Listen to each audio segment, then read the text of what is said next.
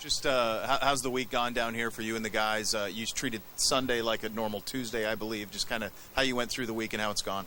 Sunday's like a Tuesday's, Monday's like a Sunday. Yeah, I lost track. All I know is today is Thursday, and very mature team. It's unusual to say that when they're as young as they are, but they handled their business, and the Sugar Bowls have been fantastic. And so it's been a great week, and I think we're pretty close to game ready. Second row. Coach, what are your thoughts just on facing Coach Saban again? I know you guys have a relationship. Obviously, played 3 times in 2 classic games. Just what are your thoughts against going up against him again? Well, I think just great opportunity. I think our players are, the one thing. Sometimes we'll talk more about coaches than players, and that's not the case in this game. Alabama's recruited and they develop their players very well, so it has full attention of our players, which is most important. But there's a history between Coach Saban and myself, and I made the point to our players, and I hope they say that about us too, that every phase is on point. It's not one of those things where, boy, it's a great offensive machine and very little defense, and it's a little bit probably what people say. I hope we're very well balanced as they are. I think we're one of the top offenses in the country. Certainly they are.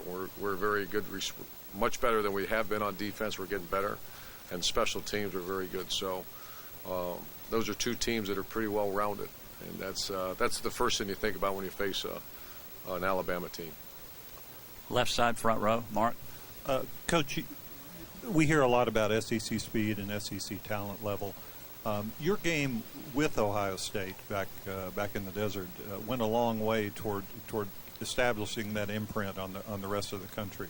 Now you're at Ohio State playing an SEC team. Is there a difference between SEC speed? Is there a difference between SEC level talent, or is that something that we just made up all along? No, I think there is. I think the gap's closing a little bit. I think when I was a head coach at Bowling Green, I wanted to get I believe speed wins. Obviously, the other intangibles of toughness and character and perseverance and, the time-tested qualities of a good football team, a good football player will never change. However, the game is getting faster.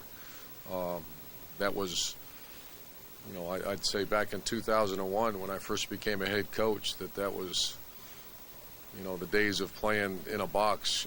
That's normally not what offensive football gives the defenses trouble. So we wanted to spread the field and try to recruit as much speed as possible. And we did that at Florida. I made a comment of Florida be the fastest team in the country, and it's all, I'm not sure there's a way to measure that, but we were pretty fast. We're doing that here. We're getting faster. Are we SEC speed in at certain positions? We certainly are, but that's all relative. We'll find out. But there's no question speed is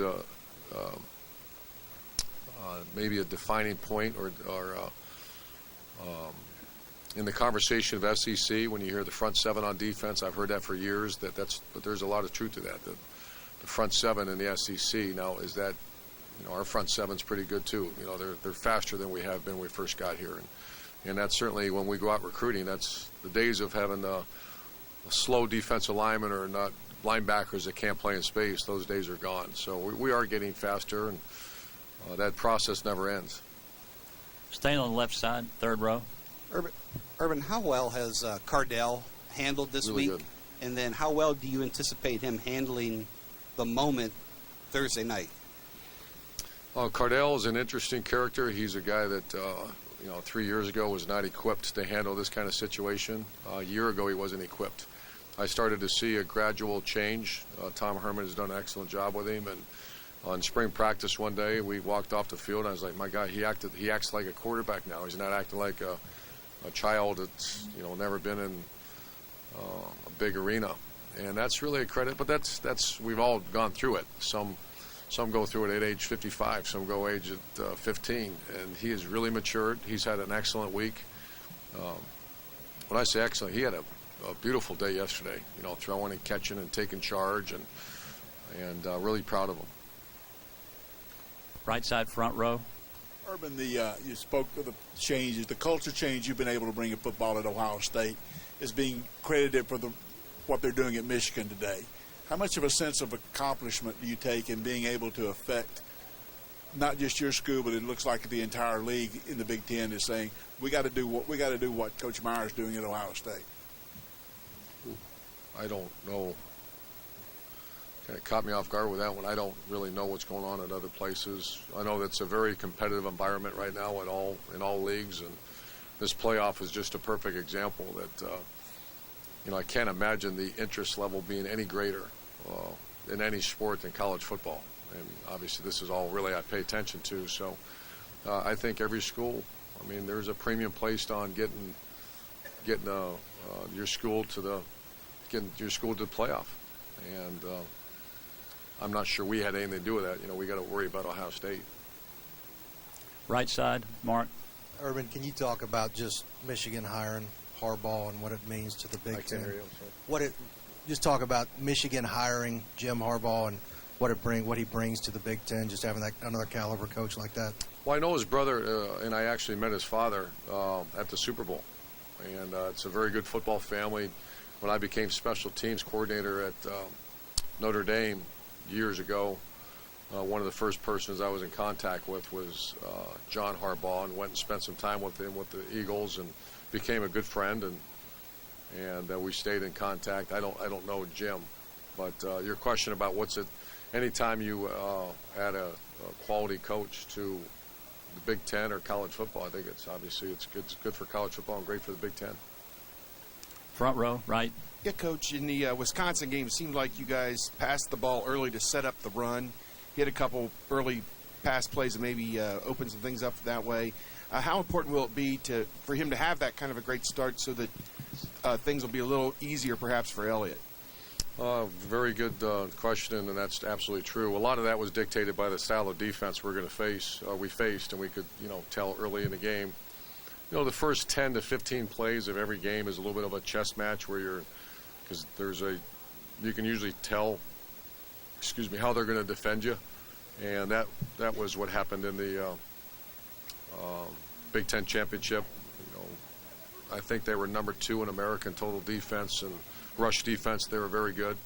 Pass defense are good as well, but we felt like we matched up decent on the outside, and they played a single coverage, and so that's why we did that. Second row. Going back to your 3 matchups with Coach Saban, what are the biggest challenges for facing one of his teams? You got. Well, I think what I said earlier, that you always try to, part of the game plan and preparation, expose a weakness, find the weakness and expose it. And that's, it's difficult, whether it be punt rush, whether it be kickoff coverage, and then obviously offense, defense. But there's, I like, once again, comparing it to the Ohio State Buckeyes is where's the weakness? It's pretty salty against the run, pretty salty against the pass. And on offense, we're balanced run pass. So that's the biggest challenge, is trying to find that weakness. And that's every coach tries to do that. First, the minute you find out who your opponent is, you come in on Sunday, if it's a game week, and find out and watch a lot of film. And that's when you hear about coaches watching film. It's not just watching film. You're trying to find that player or that part of their defense or offense that's not very good, and you go after it. And that's, Alabama's the kind of team that's it's hard to find that. Front row, left side. Urban, when you reflect back on your playing career, your college football playing career, how do you describe yourself as a player, and what did you take away from that playing experience into your coaching? Playing experience, well, I was a professional baseball player, which doesn't really help much in this arena. And then I went and played college football and had a very mediocre to below career. So not a lot. I think it started when I became a graduate assistant at Ohio State, worked for Earl Bruce, and got a taste of major college football. And the biggest thing that I've had the experience that not many coaches have, I've worked for incredible mentors.